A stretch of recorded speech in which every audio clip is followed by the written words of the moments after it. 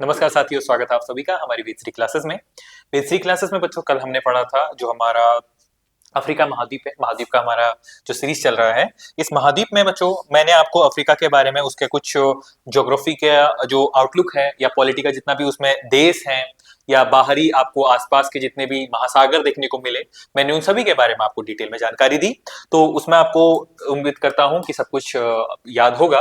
जिसमें हमने अफ्रीका के बारे में बताया था कि इसके आसपास के जो पड़ोसी जो हमारे महाद्वीप हैं, चाहे वो एशिया हो, चाहे वो यूरोप हो, या उसके आसपास में स्थित हमारे महासागर हो, उन महासागरों में चाहे हमारा अटलांटिक महासागर हो या पास में हमारा हिंद महासागर हो, आपको देखने को मिले लाल सागर या हमारा भूमध्य सागर यहाँ पर। ठीक है, और यहाँ पर उत्तरी अटलांटिक सागर है जो कि एस आकार में स्थित है। तो ये सभी जानकारी मैंने आपको कल दे दी थी। और इसी के साथ मैंने आपको बताया था कि अफ्रीका महाद्वीप का जो सबसे बड़ा या भूभाग हमारा पूर्व की ओर गया हुआ है, हिंद महासागर में इसका सबसे बड़ा जो हमारा द्वीप है उसका नाम क्या है? मेडागास्कर। ठीक है, इसके बारे में भी मैंने आपको जानकारी दे दी थी। तो ये हमारा कुछ अफ्रीका महाद्वीप का ओवरव्यू रहा था। इसके अंदर स्थित मैंने देशों के बारे में आपको बताया था। तो आज बारी आती है बच्चों इसके अंदर जो ज्योग्राफी है, ठीक है ना, जो हमारा अफ्रीका महाद्वीप है इसकी ज्योग्राफी की यदि हम बात करते हैं तो आज हम ज्योग्राफी में जाते हैं और जहां हम कुछ पर्वत देखेंगे, कुछ पठार देखेंगे, कुछ नदियों को देखेंगे। जो इसकी प्रमुख नदियां हैं, जिसमें विश्व की सबसे बड़ी लंबी नदी आती है हमारी नील नदी, वो किस तरीके से सामने आती है और कैसे वो बनती है, उसके बारे में हम जानकारी लेंगे। तो सबसे पहले बच्चों आप ये कुछ हमारा इसका ज्योग्राफी देख सकते हैं। तो ये एक हिसाब से क्या है हमारा इसका भौतिक मानचित्र। भौतिक मानचित्र मतलब फिजिकल मैप। फिजिकल मैप तो ये हो गया। तो जब आप इसको देखते हैं तो फिजिकल मानचित्र में आप क्या क्या देखेंगे? इसके अंदर स्थित हमारे कुछ पर्वत, ठीक है, इसके साथ कुछ इसके पठार, इसमें कुछ नदियां, इसमें कुछ झीलें। तो जैसे ये क्या हो गया? माउंटेन्स। ठीक है, दूसरा प्लेट्यू, अगला नदियां रिवर्स, झीलें लेक्स। तो यही कुछ हमारी भौतिक अवस्थाएं रहती हैं किसी भी भूभाग की। तो जिनमें हम सबसे पहले यदि मैं बात करता हूं पर्वत की, माउंटेन्स की, तो सबसे पहले बच्चों आपको देखने को मिलेगा, अगर आप इसके उत्तर की ओर आते हैं तो आपको देखने को मिलेगा यहां सबसे पहले तो माउंट एटलस। माउंट एटलस देखने को मिलेगा। उसी के साथ यहां पर आपको ड्रेकेंसबर्ग पर्वत देखने को मिलेगा। और यहां अगर आप दक्षिण पूर्व की ओर आते हैं तो आपको यहाँ पर माउंट किलिमंजारो देखने को मिलता है, जो कि अफ्रीका महाद्वीप की सबसे बड़ी चोटी है। ठीक है, तो उसी के साथ जैसे मैंने आपसे कहा यहाँ पर क्या है? Mount Atlas. माउंट एटलस, ठीक है, माउंट एटलस यहां पर पाया जाता है, जिसके बारे में आगे को अभी मैं डिटेल में दूंगा। तो इसकी जो सर्वोच्च चोटी है बच्चा, उसका नाम क्या है? माउंट टोबोकुल। ठीक है, माउंट टोबोकुल ये हमारी हो गई। उसके साथ हमारा ड्रेकेंसबर्ग पर्वत हो गया। इसका नाम क्या कहा मैंने? ड्रेकेंसबर्ग पर्वत यहां पर स्थित है। उसी के साथ यहां पर हमारा क्या है कहा मैंने? Mount Kilimanjaro. ठीक है, अफ्रीका महाद्वीप की सबसे ऊंची चोटी है। तो हमने ये देखा। और इसके साथ हम एक भाग और देखते हैं जिसमें हम मरुस्थलों को भी देखते हैं। क्या आता है बच्चों इसके साथ? एक मरुस्थल। मरुस्थल को भी हम देखेंगे, क्योंकि विश्व का सबसे बड़ा मरुस्थल, सहारा मरुस्थल भी कहां है? हमारे अफ्रीका महाद्वीप में है। तो ये तो हमारा कुछ ज्योग्राफिकली हमने देख लिया है, इस तरीके का है। तो चलिए एक बार हम अपने मन से मानचित्र बनाते हैं किस तरीके का हमारा अफ्रीका महाद्वीप का जो नक्शा है वो रहेगा। ये हमने कुछ अफ्रीका महाद्वीप को देखा इस तरीके से। यहां पर हमारा आ गया क्या? मेडागास्कर। ठीक हो गया ना? तो मैंने क्या कहा, जो सबसे ऊपर की ओर आप आते हैं आपको देखने को मिलेगा माउंट एटलस। यहां पर आपका क्या बनेगा? Mount Atlas. पहली बात। दक्षिण अफ्रीका की ओर अगर आप आएंगे, ड्रेकेंसबर्ग पर्वत श्रेणी। ठीक है, और यहां पर आपको देखने को क्या मिलेगा? Mount Kilimanjaro. ठीक हो गया ना बच्चों? तो ये तो हमारा क्या हो गया? पर्वत के बारे में हो गए, पर्वत श्रृंखलाएं होगी। इसी के साथ अगर मैं आपको दिखाऊं पठार के बारे में, यहां पर अगर हम देखें तो यहां पर हमारे कुछ पठार भी पाए जाते हैं। जैसे अगर आप इस क्षेत्र को देखेंगे, यहां पर पाया जाता है हमारा जोस का पठार। जोस का पठार कहां है? अफ्रीका महाद्वीप में। प्रसिद्ध किसके लिए है? टिन के लिए। आप साइंस में इसको एसएन करके प्रदर्शित करते हैं ना, के लिए प्रसिद्ध।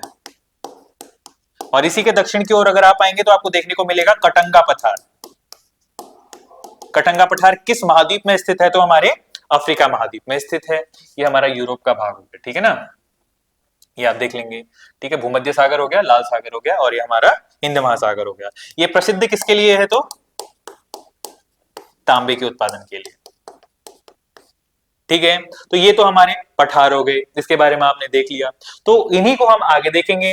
इसी के साथ हमारे यहाँ पर कुछ लेक हमको देखने को मिलेंगे। यहाँ पर हमारी नदियां आती हैं, जैसे मैंने यहाँ पर आपको बताना है, अभी नाइजर नदी आती है। ठीक है, तो ये कुछ भाग हो गए। तो चलिए हम शुरू करते हैं हमारे पर्वतों से। तो पर्वतों में सबसे ऊपर क्या आता है? हमारा माउंट एटलस या एटलस पर्वत श्रृंखला की हम बात करते हैं सबसे पहले। तो एटलस पर्वत श्रृंखला का निर्माण यूरोशियन और अफ्रीकन प्लेट के अभिसरण, अभिसरण का मतलब क्या है? फैलाव से क्या होता है, और एक नवीन वलित पर्वत है, न्यू फोल्डेड माउंटेन है, और इसकी जो सर्वोच्च चोटी है उसका नाम क्या है? माउंट टोबोकुल। कई बार ये प्रश्न पूछा जाता है बच्चों कि जो हमारा एटलस माउंटेन है ये है कहां? पहली बात तो ये प्रश्न होता है कि माउंट एटलस है कहां? तो ये अफ्रीका महाद्वीप में है। उसी के साथ आपसे पूछा जाता है कि अफ्रीका महाद्वीप में माउंट एटलस की सबसे ऊंची चोटी का नाम क्या है? इसका नाम क्या है? माउंट टोबोकुल। और उसकी ऊंचाई कितनी है? ऊंचाई आपसे पूछेगा नहीं, पर आपसे सबसे ऊंची चोटी के बारे में आपसे पूछेगा तो क्या है? ये 4167 मीटर इसकी ऊंचाई है। ठीक हो गया। अगला ये क्या है? नवीन वलित पर्वत है, न्यू फोल्डेड माउंटेन है। तो इसमें क्या कह रहा है कि जब ये यूरेशियन प्लेट या और अफ्रीकन प्लेट का अभिसरण है ना, फैलाव है, विस्तार है, तो जब आपको मैंने बताया था कि ये हमारा क्या था? ये हमारा पेंजिया था और ये हमारा पेंथालासा था। ये पेंथालासा फिर क्या होता है? पेंजिया लैंड टूटता है। टूटने के बाद क्या होता है, कहा था मैंने कि दक्षिण की ओर जो स्थल रहा इसका नाम हो गया गोंडवाना लैंड, और जो ऊपर की ओर आता है इसका नाम क्या हो गया? हमारा अंगारा लैंड। अंगारा लैंड या यूरेशियन प्लेट इसी को कहा जाता है। ठीक है, या इसी को क्या बोला जाता है? Eurasian plate. जब ये यूरेशियन प्लेट और गोंडवाना लैंड अपने आप में टूटते हैं बच्चों, अभिसरण होता है, इनका टूटना होता है, विस्थापन होता है, इधर उधर को इसके प्लेट के भाग जाते हैं, तो उसके बाद क्या होता है? हमारे 7 महाद्वीप बनते हैं, जिसमें हम देखते हैं कि यहाँ पर उत्तर अमेरिका, दक्षिण America, Africa, Europe, Asia, Australia और अंटार्कटिका महाद्वीप। तो 7 हमारे महाद्वीप बनते हैं। तो इन्हीं अभिसरण के पश्चात क्या होता है कि हमारा जो अफ्रीका महाद्वीप है इसमें हमारे किसका निर्माण हो जाता है? माउंट एटलस का, जिसकी सबसे ऊंची चोटी माउंट टोबोकुल है। अगला बच्चों माउंट किलिमंजारो। माउंट किलिमंजारो मैंने आपको बताया था ये कहां है? हमारे अफ्रीका महाद्वीप में है। तो इसकी सर्वोच्च चोटी का नाम भी क्या है? माउंट किलिमंजारो ही है। और किलिमंजारो ये स्थित कहां पर है? तो तंजानिया देश में। ठीक है ना, आपको देखने को मिल रहा होगा, मैंने पूर्व की ओर इसको बनाया हुआ है, तो यहां पर हमारा तंजानिया देखने को मिलता है। तो इस स्थान पर हमारा क्या है? तंजानिया। ठीक है ना, तो तंजानिया में क्या है? माउंट किलिमंजारो अफ्रीका महाद्वीप की सर्वोच्च चोटी है। ठीक है ना, तो ये हमारा हो गया। तो इसी के साथ अगला क्या बोल रहा है? ये एक प्रकार का मृत ज्वालामुखी है। ठीक है ना, जो हमारा ज्वालामुखी होता है, ज्वालामुखी 2 प्रकार के होते हैं। ठीक है, एक तो हमारा एक्टिव और एक नॉन एक्टिव। तो ये नॉन एक्टिव है, इसका मतलब क्या है कि इस पर कभी भी उद्गार नहीं होता है। ठीक है ना, जो भूगर्भी जो जितनी भी ज्वालाएं होती हैं, जो राख होती है या लावा होता है, मैग्मा जो होता है वो बाहर लावा के रूप में फूटता नहीं है। तो ये मृत ज्वालामुखी है, जो कि किसके लिए फेमस है? कहवा के लिए फेमस है, कॉफी के लिए फेमस है। कौन सा? Mount Kilimanjaro. ये अफ्रीका महाद्वीप की सर्वोच्च चोटी है। इसके बारे में आप लिखेंगे अफ्रीका महाद्वीप की सर्वोच्च चोटी। ठीक है ना, ये आप याद रखेंगे। तो अफ्रीका महाद्वीप की सर्वोच्च चोटी का नाम माउंट किलिमंजारो। अगला दक्षिण अफ्रीका की ओर आता है हमारा क्या? ड्रेकेंसबर्ग पर्वत। क्या आता है बच्चा? ड्रेकेंसबर्ग पर्वत आता है। इसकी सर्वोच्च चोटी का नाम क्या है? थबाना। आपके लिए महत्वपूर्ण नहीं है, बाकी ये आपके लिए महत्वपूर्ण है कि ड्रेकेंसबर्ग पर्वत किस महाद्वीप का भाग है। तो ये किसका है? अफ्रीका महाद्वीप का भाग है। बाकी इसका जो प्रसिद्ध भाग है किसके लिए है? तो हीरे और सोने के उत्पादन के लिए ये प्रसिद्ध हमारा पर्वत है। अगला माउंट केन्या, केन्या में स्थित है, और अफ्रीका महाद्वीप की दूसरी सर्वोच्च चोटी हमारी क्या है? ये माउंट केन्या है। ठीक है ना, और इसी के अंदर क्या है? केन्या राष्ट्रीय उद्यान भी स्थित है। केन्या नेशनल पार्क भी हमारा इसी महाद्वीप में स्थित है। तो आपके लिए सबसे जो प्रसिद्ध और प्रमुख जो प्रश्न पूछे जाते हैं, एक तो पूछा जाता है माउंट एटलस से, क्योंकि इसकी सर्वोच्च चोटी का नाम क्या है? माउंट टोबोकुल है, और दूसरा है माउंट किलिमंजारो। ठीक है, और हमारा अगला ड्रेकेंसबर्ग पर्वत है। ठीक है, माउंट केन्या आपके लिए उतना महत्वपूर्ण नहीं है। आगे हम बढ़ते हैं बच्चों, तो आपको देखने को मिलेगा यहाँ पर हमारे कुछ पठार आपको देखने को मिलते हैं, प्लेट्यूज। अच्छा, पठार और प्लेट्यू में क्या अंतर, पठार और पर्वत में क्या अंतर होता है? जिस ऊंचे स्थल का जो भाग है, ऊपरी शिरा है, वो क्या होता है? नुकीला। तो उसे हमने क्या कह दिया? पर्वत कह दिया। माउंटेन कह दिया। उसी के साथ जिस ऊंचे स्थल का जो ऊपरी भाग है वो क्या कैसा रहता है, चपटा, उसे हमने क्या कह दिया बच्चा, पठार कह दिया। तो पर्वत और पठार अंतर अंतर यही हो गया। तो इससे पहले जो हमने पढ़े थे उन्हें पढ़ा था हमने पर्वत, और अगला जो हमारा आ रहा है हम क्या पढ़ने जा रहे हैं बच्चा, पठार पढ़ने जा रहे हैं। तो उसी में सबसे पहले आपको देखने को मिल रहा है जॉस का पठार। जॉस का पठार देखने को मिल रहा है ना। तो जॉस का पठार है कहां पर, नाइजीरिया के उत्तरी भाग में, जो कि नाइजर देश में फैला हुआ है। अगर मैं आपको दिखाऊं इसकी ज्योग्राफिकल पॉलिटिकल जो मैप है, आपको देखने को मिलेगा इस स्थान पर आपको देखने को मिलेगा नाइजीरिया। यहां पर क्या है हमारा, नाइजीरिया स्थित है। तो इस भाग में ही हमारा जॉस का पठार आपको देखने को मिलेगा। और माउंट हमारा जो तंजानिया है, तंजानिया यहां पर है, तो माउंट किलिमंजारो यहां पर है, ड्रेकेंसबर्ग पर्वत यहां पर है, और उत्तरी भाग में ये अल्जीरिया के आसपास में हमारा क्या, माउंट एटलस है। ठीक है ना। तो इस तरीके से आप चलेंगे। तो हमने क्या देखा, अगला जॉस का पठार, तो ये हमारा कहां हो गया, नाइजीरिया में हो गया। नाइजर नदी के तट पर हमारा जो देश है नाइजीरिया पाम ऑयल कंट्री कहा जाता है। अगला क्या है, असीबिया, असीबिनिया का पठार इथियोपिया में है। इथियोपिया हमारा कहां पर है, horn of Africa. Horn of Africa के 4 देशों के बारे में मैंने कल आपको बताया था ना, वो कौन कौन से देश हैं। जैसे आपको मैंने क्या क्या बताया था, जैसे यहाँ पर है हमारे ये इथियोपिया, इरिट्रिया, ये सारे के सारे देश, जिबूती, ये हमारे यहाँ पर है। ठीक है ना। तो इन देशों में हमारा क्या है, असीबिनिया का पठार है। ठीक है। अगला टेंगानाइका का पठार। टेंगानाइका का पठार कहां पर है बच्चा, तंजानिया में। तंजानिया में ही अफ्रीका महाद्वीप की सबसे बड़ी जो चोटी है वही है, और टेंगानाइका झील भी इसके पूर्वी भाग में। ये टेंगानाइका झील, ये विक्टोरिया झील अभी इसके बाद आने वाली है। ठीक है। अगला क्या है, सोमाली का पठार। सोमाली हॉर्न ऑफ अफ्रीका में स्थित है। अगला कटंगा पठार, ये जायरे देश, जायरे कांगो देश को ही जायरे देश कहा जाता है। ठीक है ना।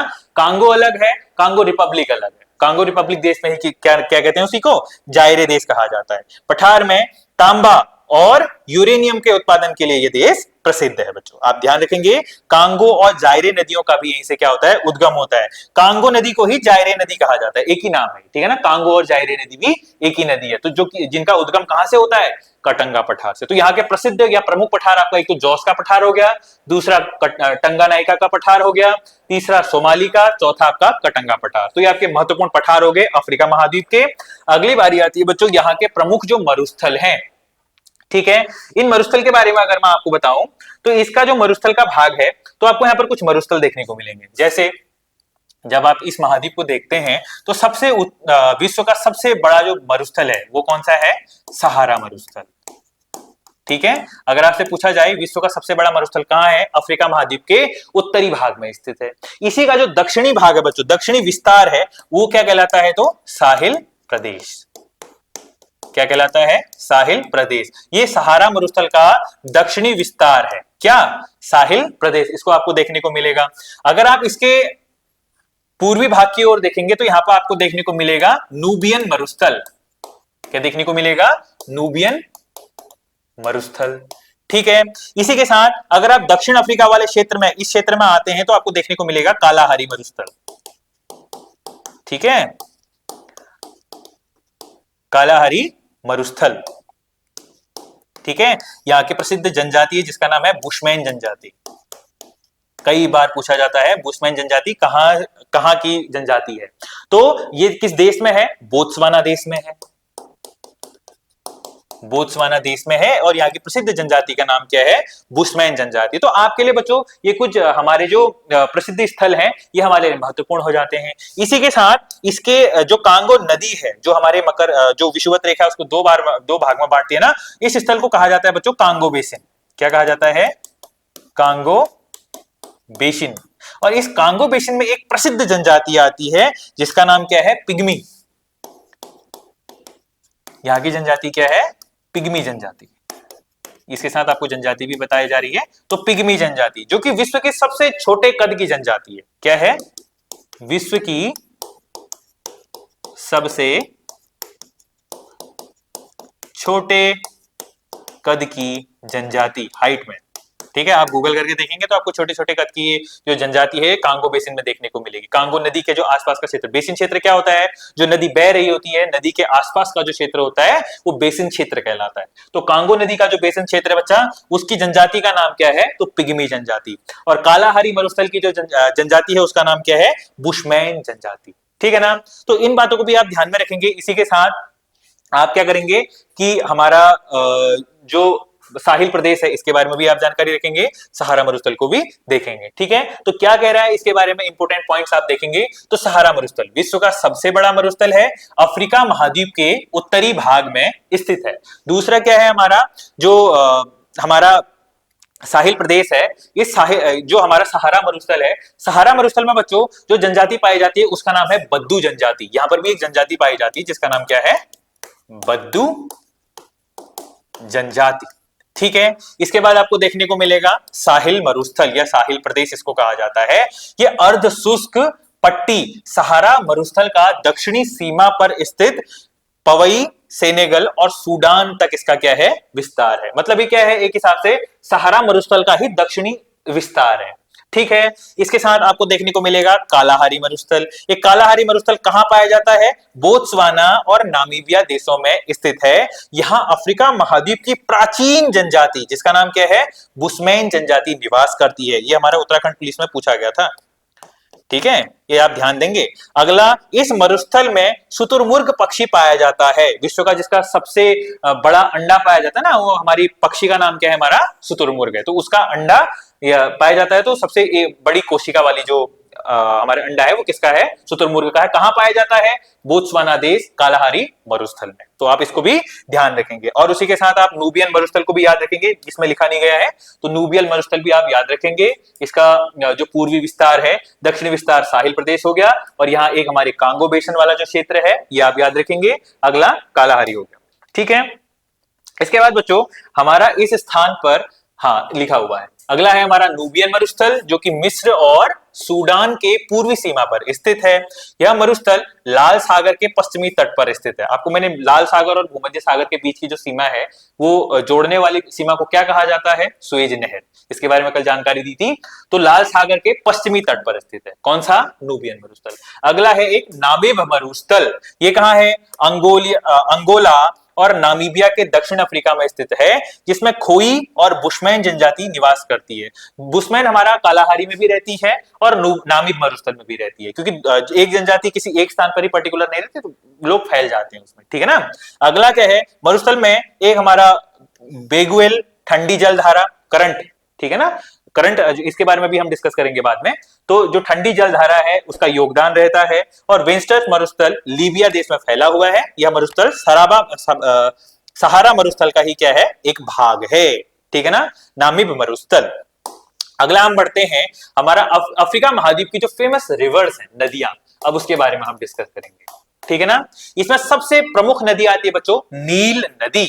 नील नदी, अब नील नदी है जो वो दो भागों में बटी हुई है, मतलब दो नदियों के संगम से ये बनती है। एक कौन सी है, एक तो है हमारी श्वेत नील, एक है हमारी नीली नील। दो नामों से मिलकर बनती है, संयुक्त रूप से नील कहलाती है। और यह विश्व की सबसे लंबी नदी है। इसकी लंबाई क्या है, 6650 मीटर की इसकी लंबाई है। ठीक है ना। जब आप अफ्रीका महाद्वीप को ध्यान से देखते हैं तो दक्षिण से आती है हमारी श्वेत नील, और हमारी टेंगा जो हमारा झील है, टाना झील है, टाना झील से हमारी आती है नीली नील। तो विक्टोरिया से हमारी आई श्वेत नील, और टाना झील से आती है हमारी क्या, विक्टोरिया से क्या आई, श्वेत नील। और ये क्या है, टाना झील। टाना झील से कौन सी नदी आती है, नीली नील। और ये मिल जाते कहां पर है, कल बताया था मैंने, खार्तूम। खार्तूम किसकी राजधानी है, सूडान की। ठीक है, ये मिला कहां पर, हमारे खार्तूम में। ठीक है, और आगे जाके क्या बन जाती है, नील नदी, विश्व की सबसे लंबी नदी। ठीक है ना। तो विश्व की सबसे लंबी नदी है हमारी नील नदी, जो कि श्वेत नील और ब्लू नील नामक दो संयुक्त शाखाओं से मिलकर बनती है। इस पर स्थित हमारे कुछ बांध हैं, जैसे पहला तो है एक आसवान बांध तथा नासिर झील भी इस पर स्थित है। अगला, मिस्र देश में नील नदी का वरदान कहा जाता है। मिस्र देश में बच्चों, मिस्र की पहले हमारी जनजाति भी रहा करती थी, जैसे सिंधु घाटी सभ्यता हमारी थी ना। तो उसी सिंधु घाटी सभ्यता के साथ हमारी जो आसपास की जो स्थल थे, उनमें हमारा कौन सा एक सभ्यता रहती थी, तो मिस्र की सभ्यता। इसी के साथ तो हमारा क्या है कि मिस्र की जनजाति को आगे बढ़ाने के लिए किस नदी का वरदान है? कोई भी जनजाति किसी भी नदी के किनारे रहती है। अगर आप भारत की सिंधु घाटी सभ्यता को देखेंगे तो हमारी किसके किनारे पर रहती थी? सिंधु नदी के। पर आप अगर देखेंगे मिस्र की सभ्यता को, तो मिस्र की सभ्यता किस नदी के किनारे पर थी? तो नील नदी के किनारे पर थी। तो इसीलिए मिस्र को नील नदी का वरदान कहा जाता है, gift of the Nile river. ठीक है ना? मिस्र देश को नील नदी का वरदान कहा जाता है। देखिए, मिस्र की सभ्यता का जन्म इसी नदी के किनारे हुआ था, जो कि मैं अभी आपको बता चुका हूं। इसी के साथ इस नदी को भूमध्य सागर में एक डेल्टा का निर्माण करती है। डेल्टा का मतलब क्या है? कि जैसे कोई नदी जा रही है, ठीक है, एक नदी जा रही है, इस नदी का अंतिम रूप से जब ये सागर में मिलती है तो ये क्या कर जाती है? फैल जाती है। तो जब ये बच्चों फैल जाती है तो ये किसका निर्माण करती है? डेल्टा का। ठीक है ना? तो नील नदी क्या करती है? कहा, भूमध्य सागर पर डेल्टा का निर्माण करती है, मतलब फैल जाती है, विस्तार हो जाता है। जिस तरीके से गंगा और ब्रह्मपुत्र हमारा बांग्लादेश के दक्षिणी क्षेत्र में जब वो बंगाल की खाड़ी में गिरती है तो फैल जाती है ना, उसी तरीके से हमारा क्या करती है ये नील नदी भी भूमध्य सागर में गिरते समय डेल्टा का निर्माण करती है। अगली नदी क्या आती है बच्चों? हमारी जायरे या कांगो नदी। यह नदी भूमध्य रेखा को 2 बार काटती है। भूमध्य रेखा को किस नाम से जाना जाता है? 0 डिग्री, ठीक है, लैटिट्यूड, अक्षांश रेखा। अगला, विश्व में हीरे के व्यापार का आधा भाग इसकी कसाई नदी के बेसन से ही प्राप्त होता है। अति महत्वपूर्ण है। और इससे ज्यादा महत्वपूर्ण आपके लिए पॉइंट क्या बन जाता है? यह भूमध्य रेखा को 2 बार में काटती है। आपको मैंने कल बताया था भूमध्य रेखा को 2 बार में काटने वाली नदी। सबसे पहले मैं आपसे बोलता हूं कर्क रेखा को 2 बार काटने वाली नदी, काटने वाली नदी, पहला प्रश्न। और 0 डिग्री को 2 बार काटने वाली नदी का नाम क्या हो गया? और हमारा मकर रेखा को 2 बार काटने वाली नदी, तो मैंने आपको कल बताया था भूमध्य कर्क रेखा को काटने वाली नदी क्या है? माही नदी। कहां है ये? भारत। भारत कहां है भाई? एशिया में। दूसरा, 0 डिग्री को 2 बार काटने वाली नदी जायरे नदी, कांगो नदी। तीसरा, अगर मैं बोलता हूं मकर रेखा को 2 भागों में बराबर में काटने वाली नदी का नाम क्या है? लिम्पोपे नदी। लिम्पोपे नदी के बारे में भी मैंने आपको कल बताया था, लिम्पोपे नदी, ये हमारा दक्षिण अफ्रीका के क्षेत्र में भी रहती है। तो इन 3 नदियों के बारे में आपको विशेष तौर पर याद रखना है, ध्यान देंगे इसको, ठीक है ना? तो यही कह रहा है कि जायरे नदी भूमध्य रेखा को 2 बार काटती है, ये हमारे अफ्रीका महाद्वीप में स्थित है। ठीक है बच्चों, अगले प्रश्न की ओर बढ़ते हैं। अगला है हमारा जो हमारा अफ्रीका महाद्वीप है, अफ्रीका महाद्वीप की प्रमुख झीलें, जिसमें सबसे ऊपर आपकी झील आती है विक्टोरिया झील। विक्टोरिया झील ऐसी झील है अफ्रीका महाद्वीप में जो विषुवत रेखा जिसके पास में से होकर गुजरती है। एक बार मैं आपको दिखाऊं, अगर हम मानचित्र को देखते हैं आपको देखने को मिलेगा यहां पर हमारी विक्टोरिया झील है, और विक्टोरिया झील से होते हुए ही हमारी क्या जा रही है बच्चों? हमारी भूमध्य रेखा जा रही है। तो ठीक है, अफ्रीका महाद्वीप की सबसे बड़ी झील भी है, भूमध्य रेखा से होकर गुजरने वाली झील भी, ठीक है ना? तो इसे याद रखेंगे। अगला, ऊपर में हमारे यहाँ पर टाना झील है। टाना झील से हमारी क्या निकलती है? ब्लू नील निकलती है, यहाँ से श्वेत नील निकलती है, अंतिम खार्तूम में मिलती है, और फाइनली ये कहाँ चली जाती है? हमारे भूमध्य सागर में चली जाती है, जिसके बारे में हम अभी डिस्कस कर रहे थे, ठीक है ना?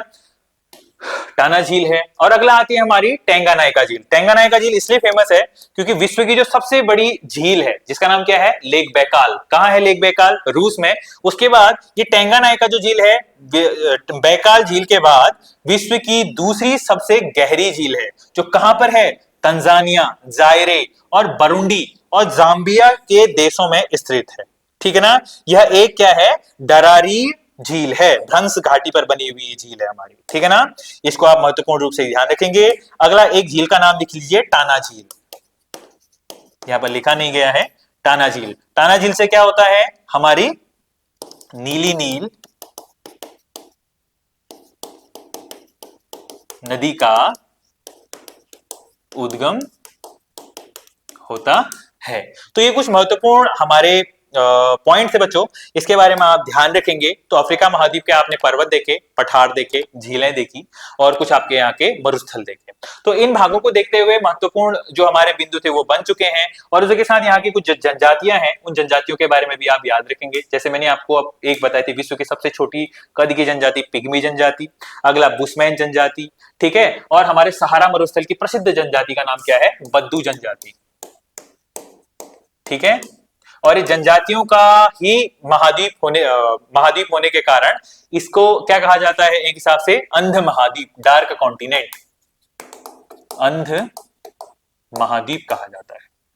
ठीक है, डार्क कॉन्टिनेंट कहा जाता है। ठीक है ना, यहाँ पर असीम खजाना पाया जाता है, पर उस खजाने को खोजने के लिए वहां के लोग उससे अवेयर नहीं है। ठीक है ना, तो ये हमने कुछ भाग देखे बच्चों। उम्मीद करता हूं आप सभी को ये पॉइंट भी समझ में आए होंगे, और जो हमने कल इसके देश देखे थे उन देशों को भी आपको समझ में आया होगा। सारे पॉइंट लगभग आपके समाप्ति की ओर ही है। बाकी इसके बाद आप लोगों को बताया जाएगा अफ्रीका के बाद ऑस्ट्रेलिया महाद्वीप। ठीक है ना, क्योंकि वो आसान है, छोटा है, उसको समझा दिया जाएगा। बाकी आपको वीडियो कैसे लगी जरूर कमेंट बॉक्स में मेंशन कीजिएगा। आज के लिए इतना ही। जाते जाते हमारे चैनल पर लाइक करना, शेयर करना, सब्सक्राइब करना मत भूलिएगा। आज के लिए इतना ही। आप सभी का बहुत बहुत धन्यवाद।